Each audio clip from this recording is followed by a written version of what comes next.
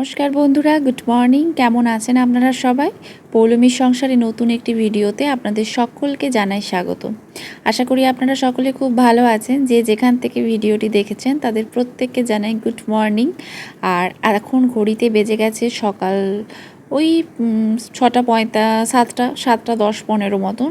তো আমার তো সকালটা হয়েছে অনেক সকালেই, প্রায় 6:30, 6:20, 6:30 নাগাদ আমি ঘুম থেকে উঠে ফ্রেশ হয়ে ব্রাশ ট্রাশ করে যা সকালের কাজ থাকে করে এক কাপ জল খেয়ে, জলের পরিমাণ এখন 1 কাপই হয়ে গেছে, কারণ 1 গ্লাস আর খেতে পারি না, যদিও আমার কাপটা একটু বড়। তো সেই সমস্ত কিছু করে সকাল সকাল ঘুম থেকে উঠে মাম্মামকে তুলে রেডি করে এখন স্কুল নিয়ে যাচ্ছি।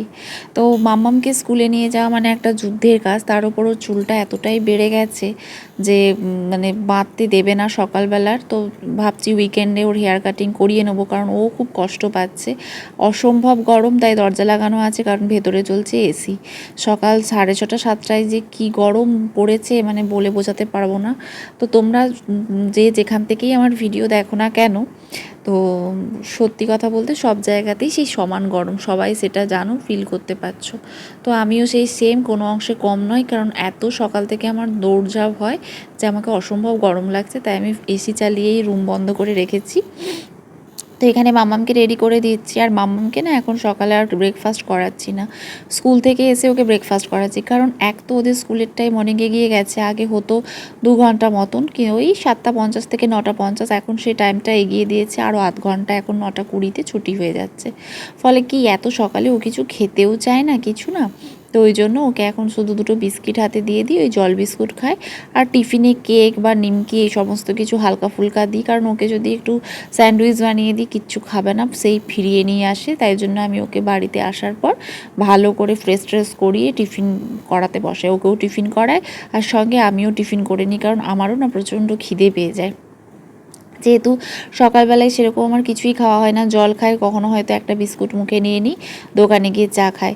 আর অতক্ষণ বসে থাকার পর যখন বাড়ি এসে আবার ওকে ফ্রেশ করি, ওকে সমস্ত কিছু করিয়ে নিজে ফ্রেশ হই, তখন তারপরে যখন ওকে খাওয়ার, তখন প্রায় 10টা বেজে যায়।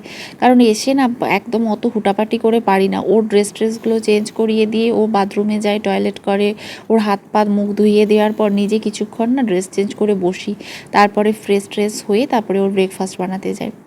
তো এই এখন আমার সোম থেকে শুক্রবার এই রুটিন, কারণ প্রতি শনিবার উইকেন্ড 2টো শনিবার ওদের অফ থাকে, 2টো শনিবার ক্লাস হয়। তো শনিবার আমি সেভাবে সত্যি কথা অফই করি, যে নিয়ে যেতে পারি না। তো এখন হচ্ছে যে ওকে রেডি করে দিয়েছি, এখন ওর ব্যাগে টিফিন বক্স আর ওয়াটার বোতলটা ভরা হয়নি, ওয়াটার বোতলটা ভরে দেবো। চরণ কাকু চলে এসেছে, চরণ কাকু এসেছে, তার কাজ বাজ সমস্ত কিছু করছে, আর এখানে মাম্মামকেও রেডি করে নিয়েছি, টোটোও চলে এসেছে। তো এবার বেরিয়ে যাব। তো সকাল ভোর বলা যায়, সকাল আর কি বলবো, রোদ দেখলে তো মনে হবে দুপুর, কিন্তু সত্যি কথা বলতে ঘড়ির কাঁটায় তো এখন বাজে 7:15-20। তো সকাল থেকে শুরু হয় আমার ভোর থেকে দৌড়ঝাঁপ। আর আমি শুধু ভাবি যে সকাল 6:30, 7টাতে এই রোদ, তাহলে ভোর 5টা, 5:30তেও কি এরকমই রোদ থাকে? 5টার সময় আমি সত্যি কোনোদিনও জানলা খুলে দেখিনি, ঘুম থেকে উঠেছি, বাট রুমে যেহেতু আমার অ্যাটাচ বাথরুম, তাই জন্য বেরিয়ে দেখা হয় না। তবে বাইরে দেখি তো হালকা হালকা ভেন্টিলেটার দিয়ে দেখতে পাই রোদ, কিন্তু জানলাটা যখন খুলি যেন দাবদাহের মতন রোদ চলে। আর আমি যেহেতু মেয়েকে রুম থেকে নিয়ে চলে যাচ্ছি, ফলে জানলাটা খুলেই যায়, যেহেতু ঘরে হাওয়া বাতাসটাও পাস করবে আর কি। এখানে আমিও রেডি হয়ে গেছি, মাম্মামও রেডি হয়ে গেছে, আর এখন বেরিয়ে যাব। তার আগে এসি অফ, জানলাটা খুলে দিয়েই আমি প্রত্যেক দিন যাই, কারণ যখন স্কুল থেকে আসি তখন আবার বিছনা টিছনা তোলার পর আমি জানলা বন্ধ করে দিই, কারণ যা লুয়ের মতন বাতাস আসে কী বলবো। আর এই দেখো রোদটা দেখতে পাচ্ছ, কী পরিমাণ রোদ, আর এখানে একজনের মুখটা দেখো। তো যাই হোক, আর এসিও এখন অফ করে নেবো, কারণ কিনা এসিও চলছে ফুল কদমে, কিন্তু কোনো রকম কোনো ঠান্ডার তো আমেজই নেই সারা রাত এসি চলার পরও।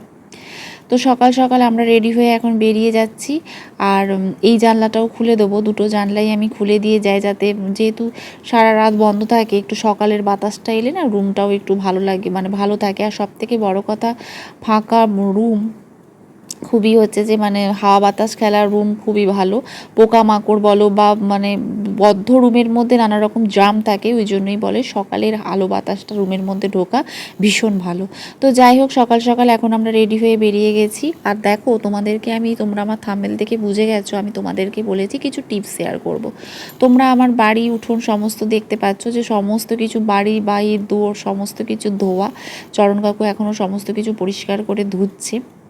তো এখন মেয়েকে নিয়ে টোটোয় উঠে চলে যাচ্ছি স্কুল। তো সকালবেলায় এবং বিকেলবেলায় বাসি দুয়ার ধুয়ে নেওয়া ভীষণ ভালো, আর সেটা যদি গঙ্গা জলে হয়। কিন্তু সত্যি কথা বলতে আমাদের বাড়িতে কারোরই গঙ্গা জল বা সামনে গঙ্গা নেই, গঙ্গা অ্যাভেলেবেল নয়, সেই জন্য নর্মাল জল দিয়েই আমরা পরিষ্কার করে ধুয়ে নিই। তো এই টিপসটা তোমরা প্লিজ ফলো করো, এটা তোমাদের সংসারের জন্য খুব উপকার, বিশেষ করে আমাদের মতন মধ্যবিত্ত পরিবারে। মধ্যবিত্ত উচ্চবিত্ত পরিবার যাই বলো না কেন, প্রত্যেকটা পরিবারের জন্যই কিন্তু এই টিপসটা খুব উপকারী। তো যাই হোক, সকালবেলায় মামামকে স্কুল থেকে নিয়ে চলে এসেছি, আর ব্রেকফাস্টে আজকে বানিয়েছি ব্রেড অমলেট।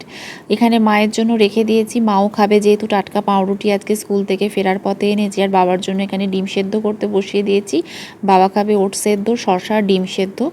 আর মা আর আমার তো দেখতেই পেলে যে আমি হচ্ছে যে পাউরুটি খাবো। কাল মামামদের স্কুলে স্যান্ডউইচ ডে সেলিব্রেশন হবে, তো সেই জন্য বাটার আর ব্রেড কেনার কথা বলেছিল। তো স্কুল থেকে ফেরার পথেই ওগুলো কিনে এনেছিলাম। আর অত ব্রেড তো লাগবে না, 2টো ব্রেড বলেছে। তো সেই জন্য আর বাদ বাকি ব্রেডগুলোতে কী করলাম, আর আমরা পাউরুটি ডিম টোস্ট করে নিলাম, কারণ সেই তো পড়ে থাকবে। আর মামামকে খাইয়েছি আজকে কলা, ওটস আর দুধ। তো ও খেয়ে নিয়েছে। আর গরমে যত এরকম খাওয়া যায় ততই ভালো, অসম্ভব গরম।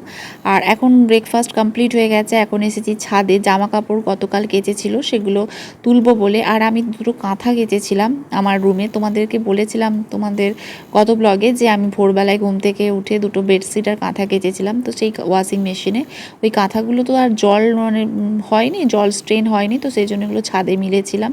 তো 2 দিন মিলে রেখেছিলাম, একদম শুকিয়ে গেছে, এত রোদের তাপ, পুরোপুরি শুকিয়ে গেছে। তো ওগুলোও নামিয়ে নিয়ে চলে যাব। তো আজকে সকাল সকাল এসে স্কুল থেকে এসে বিছানা টিছানাও তোলা হয়ে গেছে, এখন এগুলো নিয়ে গিয়ে গুছিয়ে নেব, গুছিয়ে যেতে হবে কিচেনে। কেন কি না আজকে আমাদের যে রান্নার দিদি, সে ফোন করে বলল তার প্রচণ্ড শরীর খারাপ, সে আসতে পারবে না।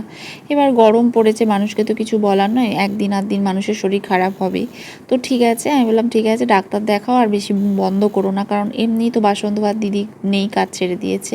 আর এখনও পর্যন্ত কোনো নতুন লোক আমরা পাইনি, অনেককেই বলেছি কিন্তু সেভাবে তো কেউ মানে আনেওনি, আর হয়তো তারাও পায়নি, আর কি বলবো। তো যাই হোক, এখন আর নিচে যাব, নিচে গিয়ে অলরেডি আমি ভাত বসিয়ে দিয়েছি। তো বিছানা টিছানা তুলে আমি ভাত বসিয়ে দিয়েছি। আর আজকে হবে বিরির ডাল, তো ডালটা না সাদা বিরির ডালটা একটু ভিজিয়ে দিলে সেদ্ধটা খুব ভালো হয়, তো এই জন্য ডালটাও ভিজিয়ে দিয়েছি। তার কারণ কি না, আমি এখন তাহলে গিয়েই জামা কাপড়গুলো গুছিয়ে নেব, আর মা আর চরণ আমাকে সবজি কেটে দেবে। আর বাজার একদম ছিল না, চরণ কাকু বাজার থেকে অনেক বাজার নিয়ে এসেছে, চরণ কাকু এসেছে বলে রক্ষা, বাজার টাজারগুলো গুছিয়ে দেবে।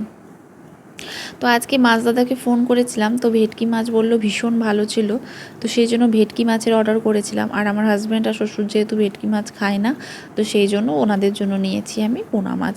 তাও মাম্মামেও ভেটকি মাছ খায়, তো তবুও একটা এক্সট্রা ভেটকি মাছ বলে রেখেছি, পোনা মাছ বলেছি যদি মাম্মাম না খায়। আর ভেটকি মাছটা তো দেখলাম খুব ভালো দিয়েছে, খুব পাকালো মাছ দিয়েছে, আর পোনা মাছটাও খুব সুন্দর। যা মাছ দিয়েছে আমাদের 2 দিন হয়ে যাবে। ভেটকি মাছটা অনেক বড় ছিল, ওই জন্যই এত টেস্ট। ছোট ছোট ভেটকি হলে না ওরকম টেস্ট হয় না। তো যাই হোক, রোদে গরমের আর রোদটা যা দিয়েছে, আর যা গরম ছাদে, তো সমস্ত কিছু তোলা হয়ে গেছে। কারণ কি জানো তো, কিচেনে ঢুকে গেলে না আমার আর কোনো কিছু করতে ইচ্ছে করে না বাড়ির কাজ। তো সেই জন্য রান্নাঘরে ঢোকার আগেই আমি সমস্ত কিছু জামা কাপড়গুলো তুলে গুছিয়ে নেব, যতটা কাজ গুছিয়ে রাখা যায় ততটাই ভালো। কারণ আজ আবার আছে মামামের নাচের স্কুল, বিকেলে যাওয়ার, তো কাজগুলো ফেলে রাখলে পড়েই থাকবে। রান্না করে স্নান করে আমি মামামকে খাওয়ানোর মানে খাওয়াতেই আমার টাইম চলে যাবে, আর গোছাবো কখন। তো সেই জন্য টাইম মেপে মেপে সুন্দরভাবে সমস্ত কিছু কাজ করি। তো তোমাদেরকে যে টিপসটা বললাম যে বাসি দুয়ার তোমরা সকালবেলায় এবং বিকেলবেলায় আমরা প্রত্যেকেই কী করি না, ধুয়ে নিই। ওটা গঙ্গা জল দিয়ে ধোয়াটা খুবই শুভ, কিন্তু কি করব, আমাদের তো আর এখানে গঙ্গা জল এত অ্যাভেলেবেল নয়, তাই এমনি জল দিয়েও ধোয়া যায়। তো সেকেন্ড যে টিপসটা তোমাদের সঙ্গে শেয়ার করব সেটা হলো, সন্ধেবেলায় তোমরা প্রত্যেক দিন গঙ্গা জলে যদি কর্পূরকে গুঁড়ো করে রেখে দেখো, আমি সেই জিনিসগুলো তোমাদেরকে হয়তো হাতে করে করে দেখাতে পারছি না, কিন্তু আমি এগুলো অ্যাপ্লাই করি এবং আমি কিছু উপকার পেয়েছি, তো সেই জন্য আমি তোমাদেরকে এইগুলো শেয়ার করছি, তোমরা করতে পারো। তো কর্পূরকে গুঁড়ো করে রাখবে, গুঁড়ো করে আর একটা মানে পাত্রে গঙ্গা জল নিবে, গঙ্গা জলে কর্পূরটা গুলে পুরো ঘর বারান্দা সব জায়গায় ছড়াবে সন্ধ্যের সময় দেখবে অনেক পজিটিভ আছে, মানে তোমার বাড়ির মধ্যে না একটা পজিটিভ ভাইবস তুমি ফিল করতে পারবে। আমি তো এটা ফিল করি, তো তোমরা করে দেখতে পারো, আমার মনে হয় তোমরাও এই পজিটিভ ভাইবসটা ফিল করতে পারবে। তো এই হলো সেকেন্ড টিপস, তোমরা ফলো করে দেখো। কর্পূর গুঁড়ো করে তার সাথে গঙ্গা জল মিশিয়ে সেটা চারধারে গোটা বাইর উঠোন বা রুম, প্রত্যেকটা রুমে, সমস্ত জায়গায়, ঠাকুরের ঘরে সব জায়গায় ছড়াবে, দেখবে খুব ভালো একটা মানে ভাইবস আসে, আমি ফিল করি। তো যাই হোক, এখানে এত জামা কাপড়, এখানে কিছু জামা কাপড় আছে মায়ের, সেগুলো আলাদা করে মাকে দিয়ে আসছি, আর যেগুলো আমার আছে সেগুলো আমি গুছিয়ে নেব এখন। তো থার্ড যে টিপসটা তোমাদেরকে বলবো, সেই টিপসটা হলো তোমরা যখন সন্ধে দিবে সেই সময় একটা প্রদীপ নেবে, যেই প্রদীপটা একটু বড় নেবে, যাতে আরতি করা যায়, মানে আরতি বলতে যেটা হচ্ছে প্রদীপ ঘোরানো যায়, তাতে নেবে ঘি নেবে, কিন্তু তেল নয়, ঘি নেবে। এবং তাতে হচ্ছে যে 5টা লবঙ্গ নেবে, গুনে গুনে 5টাই লবঙ্গ নেবে, আর একটু কর্পূর নেবে। ওই ঘি, কর্পূর, 5টা লবঙ্গ দিয়ে আগুন জ্বালিয়ে ঠাকুরের কাছে প্রথমে আরতি করবে। আরতি করে সেই আরতিটা চারধারে চতুর্দিকে ওই আরতির যে মানে বাতিটা, সেটা চারধারে হাতে করে করে ঘর বাইর, ছেলে মেয়েদের গায়ে, হাজব্যান্ডের গায়ে, যারাই ফ্যামিলিতে থাকবে, শ্বশুর শাশুড়ি, মা বাবা, সকলে যারা যারা ফ্যামিলিতে তোমার থাকবে, তারা যদি ওই আরতিটা নিতে পারে, তার গোটা শরীরে, গোটা বাড়িতে, রান্নাঘরও এমনকি কোথাও বাদ নেই, গোটা ঘরে ওই আরতিটা যদি তোমরা ছড়াতে পারো, তো তোমরা ফিল করতে পারবে কোনো এই নেগেটিভ এনার্জি তোমার বাড়িতে থাকবে না।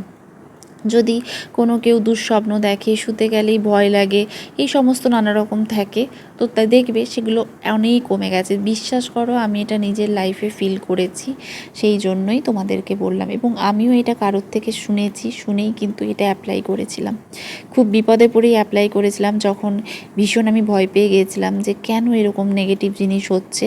কারণ আমাদের প্রত্যেকের পরিবারেই না কিছু না কিছু দেখবে, কিছু না কিছু নেগেটিভ কিন্তু অশুভ শক্তি আসতে চায়, আমাদের অজান্তেই আসতে চায়। তাই এই সমস্ত জিনিসগুলো করে তোমরা কিন্তু সেটাকে বেঁধে রাখতে পারো, এবং নিজেরা নিজেদের সঙ্গে মানে এটা অ্যাপ্লাই করে দেখতে পারো। আশা করি তোমরা উপকার পাবে। তোমাদের সাথে কথা বলতে বলতে আমার কিন্তু অনেক গোছানো হয়ে গেছে, কমপ্লিট। কাঁথাগুলো গুছিয়ে রেখে দিচ্ছি, আজ আর কাঁথাগুলো পাতবো না, তার কারণ কি না, আমার বিছানা গোছানো হয়ে গেছে, আজ আমার বিন্দুমাত্র সময় নেই। এখন যাব আমি রান্নাঘরে, রান্না করতে হবে।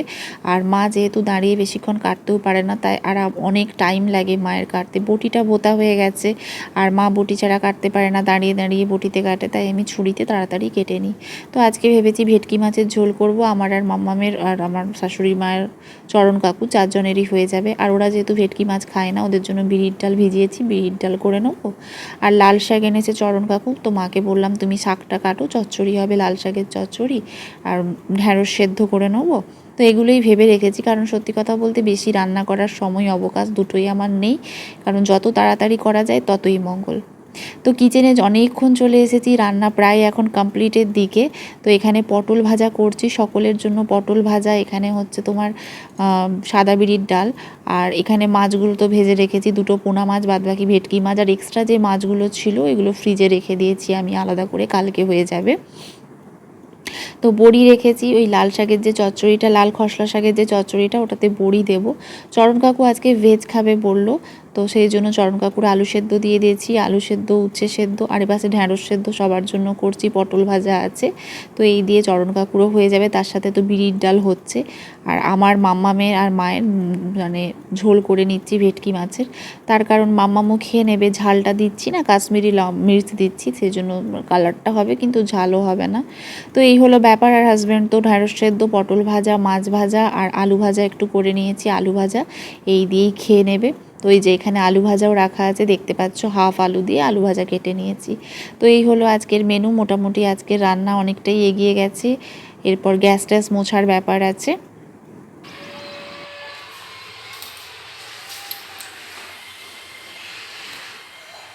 প্রচণ্ড গরম পড়ে গেছে, যেই হারে গরম পড়েছে আর রান্নাঘরে থাকতে ইচ্ছে করছে না, কিন্তু কিছু করার নেই, মালা দিয়ে আসেনি, এখন ঘড়িতে বাজে 1:15, রান্না মোটামুটি কমপ্লিট। আর মাম্মামকেও মানে সাবান টাবান মাখিয়ে স্নান করিয়ে দিয়েছি। এই গরমে ওকে আর আমি তেল মাখাচ্ছি না এখন। তো চলো, আজকে তো তোমাদেরকে দেখালাম কি রান্না হলো। এবার গ্যাস ট্যাস মুছে আমি যাব স্নান করতে, কারণ স্নান করে আর কিছু ভালো লাগবে না। তো ওই জন্য এখন চলে এসেছি। সবাই মোটামুটি স্নানে চলে গেছে, কাজে চলে গেছে। এখন প্রায় 1:20। তো এখানে হচ্ছে যে লাল শাকের যে চচ্চড়িটা, জল দেখতে পাচ্ছ, এক গাদা জল। এই জলটাই এখন মারবো গ্যাসটা বাড়িয়ে।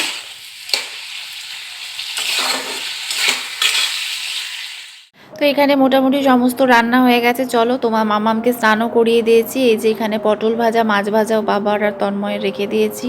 এখানে হয়েছে সাদা বিরির ডাল, ঢ্যাঁড়স সেদ্ধ যেমনটা তোমাকে বলেছিলাম। আর এরকম এখানে হয়েছে মাছের ঝোল, ভেটকি মাছের ঝোল হয়েছে আমার মাম্মামের আর মায়ের। তো এই হলো আজকের মেনু। তার সাথে আছে পটল ভাজা, আলু ভাজা। আর এই বড়িগুলো না একটু লাল লাল হয়ে গেছে, পটল ভাজার তেলে ভেজেছি বলে চুইয়ে যায়নি, জানো তো, একটু কালো কালো। আর এই খসলা শাকের চচ্চড়িতে বড়িটা দিয়ে দেবো, তাহলে ভালো লাগবে। তো এই হলো আমাদের মেনু। তার সাথে তো আলু সেদ্ধ আছে, চরণ কাকুর আলু সেদ্ধ, উচ্ছে সেদ্ধ।